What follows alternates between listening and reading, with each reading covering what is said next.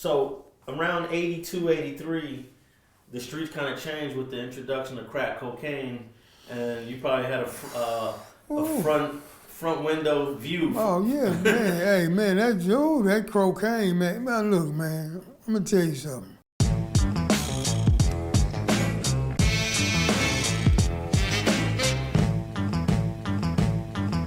I really regret selling that shit. Also from looking at all the aftermath.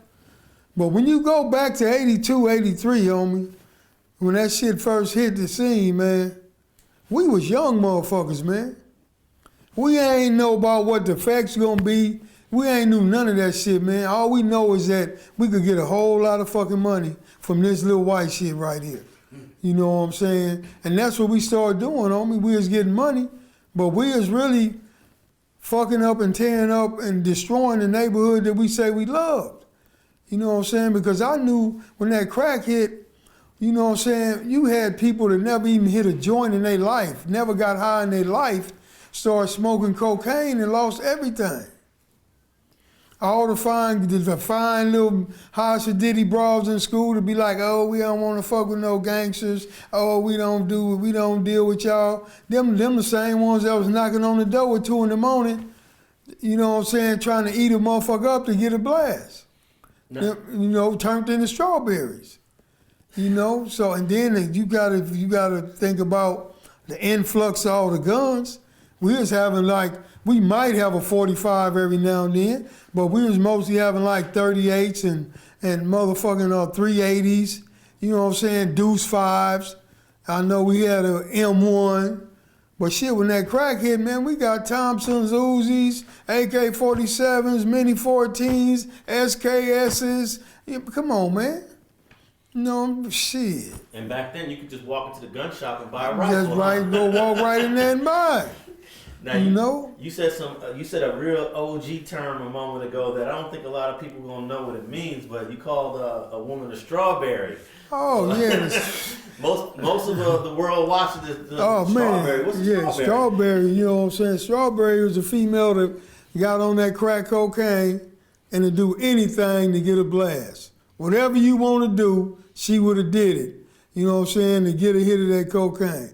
Hey, some people's first time they ever had sex was with a strawberry. Yeah, for real. But my first threesome was with 2 strawberries. I'm not bullshitting. My homie Mondo hooked me up with that when I got out of jail. Okay, so now the crack cocaine comes and it's very profitable. Before crack, though, most people who were successful at selling crack, because not everybody's successful doing it. No. You still got to have a business mind for it. A lot of the people that I've met that were successful at it were dabbling with other drugs before. Did you dabble with the weed, the water, and stuff like that? Yeah, that's what we did, mostly the water. The weed was like in high school shit.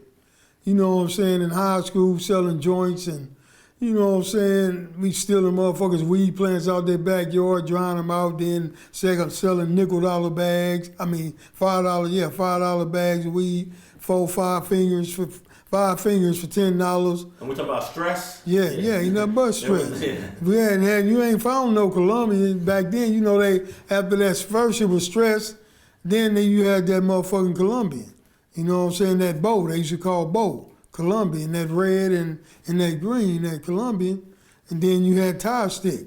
That's all that you had with the weed. And did they have indica back then? No, hell no. Indica? My God, no. You know, so after that, I was selling PCP. Now, how'd you get introduced to that? Through the homies. You know, back then the gang of homies in Compton and Watts had the PCP game sold up. That's where all the cooks was from and everything. Compton and Watts. We had the PCP game was locked in. Now the cooking part of that can be complicated, right? I know. I got homies right now. Rest in peace that got blowed up, all kind of shit, cooking that PCP in the wrong elements. Now, did you just get the PCP or would you cook it too? No, I didn't know how to cook it. You know what I'm saying? I would just buy it, but then eventually when we started selling the cocaine and we really had money, we paid people to cook it for us. And I done been on some burns and just saw how they cooked it, but I would never try to cook it myself. That ain't my thing. So the crack became way more profitable than PCP.